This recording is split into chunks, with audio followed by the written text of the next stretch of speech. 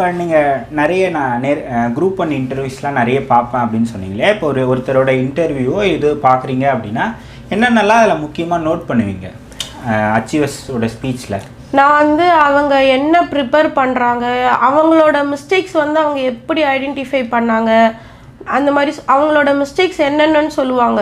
ஒரு சிலர் நான் வந்து ரிவிஷன் பண்ண மாட்டேன் சொல்லுவாங்க, டெஸ்ட்டு ப்ராக்டிஸ் பண்ணியிருக்க மாட்டேன், கன்சிஸ்டண்ட்டாக படிச்சிருக்க மாட்டேன் சொல்லுவாங்க. ஸோ அவங்களோட மிஸ்டேக்ஸ் எல்லாம் சொல்லும்போது நமக்கு இது ஏதாச்சும் மேட்ச் ஆகுதா, நம்ம இந்த மாதிரி ஏதாச்சும் எதுலையாவது லேக் ஆகுறோமா அப்படின்ட்டு நான் செக் பண்ணிப்பேன். அதுக்கப்புறம் அவங்க வந்து மோட்டிவேட்டாக சொல்லுவாங்க, கன்சிஸ்டண்ட்டாக படிக்கணும், ஹார்ட் ஒர்க் பண்ணணுன்ட்டு. ஸோ அப்போ வந்து அதெல்லாம் பார்க்கும்போதே எனக்கு அப்போ ஹார்ட் ஒர்க் பண்ணி கன்சிஸ்டண்ட்டாக பண்ணால் கிடைச்சிருமா அப்படின்ற ஒரு மைண்டில் சரி நம்மளும் ஹார்ட் ஒர்க் பண்ணுவோம், கன்சிஸ்டண்ட்டாக பண்ணுவோம்.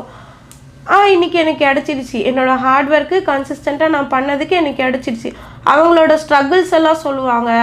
ஸோ அப்போ கேட்கும் போதெல்லாம் இவ்வளோ ஸ்ட்ரகிள்ஸையும் தாண்டி ஒருத்தவங்க படிக்கிறாங்க. இப்போ நமக்கு வந்து படிக்கிறது மட்டும்தான் வேலை, பேபி ஹேண்டில் பண்ணணும். அது வந்து அவங்களோட ஸ்ட்ரகிள்ஸ்க்கெல்லாம் வந்து இது வந்து ஈக்குவலாகவே இல்லை, ஒன்றுமே இல்லைன்ற மாதிரி தான் இருக்கும்.